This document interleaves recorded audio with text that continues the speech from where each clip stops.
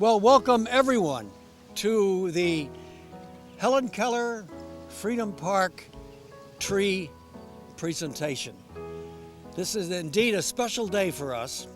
Most of you know some of the history, but we're taking this opportunity to remind ourselves and the community of what we, the Lions, have done in the past, why we have done it, and who Helen Keller was. I'd like to say that this project started on a very informal basis. 2 or 3 of us gathered together and we said, you know, there's no good reason why we shouldn't. Lions around the world are involved in environmental issues. And no good reason why we shouldn't think about planting a tree. And let's see, maybe we'll plant the tree in honor of Helen Keller. And then we went on from there and said, hey, if we're gonna plant a tree for Helen Keller, we better plant it where it counts, and that's in Freedom Park. That was given to the city back about 1949, 1950 by the Lions at that time. We wouldn't have this facility, we wouldn't have this great park, we wouldn't be here today if it wasn't for the Lions Club and people saying that we need a special place here in Charlotte. So I know the first thing, again, I'd like to do is remember those that stepped up years ago to make this happen, and also thank everybody over the years that has continued to make Freedom Park such a special place for us. Now, Helen Adams Keller was born on June the 27th, 1880, and died on June the 1st, 1968. She was 26 days short of being 88 years of age. So even with her many handicaps, she lived a long, profitable life. Now, she was born in a little place called Tuscumbia, Alabama.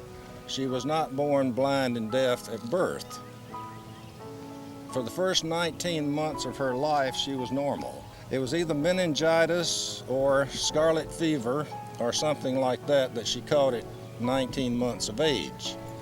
And shortly after that, they realized that she was blind as well as deaf. And all of you have seen the film and the play The Miracle Worker, and all the trials and tribulations the two had to develop a system of communication.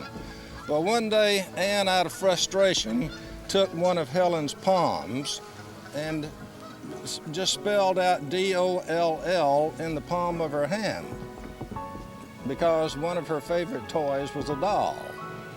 And then she took her into the bathroom and turned on the faucet and spelled water in the palm of her hand while the water was running on the other palm.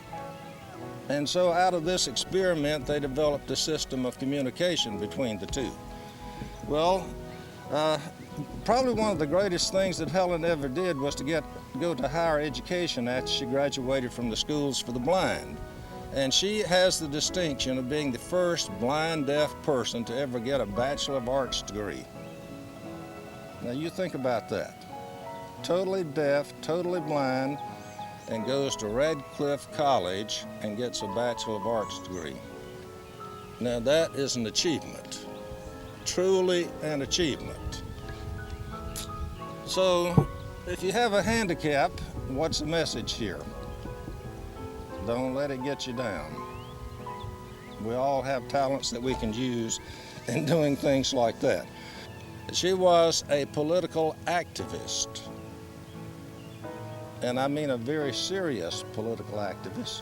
And she joined what was called the IWW, the International Workers of the World, and promoted the workers during her lifetime and many other causes, such as she was a suffragette.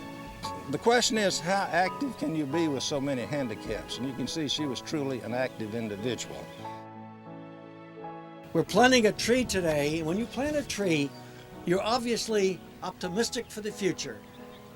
You're hoping for the blessings of the future. If you didn't plant a tree, I mean, why would you not be optimistic and think that it will grow? 5, 4, 3, 2, 1.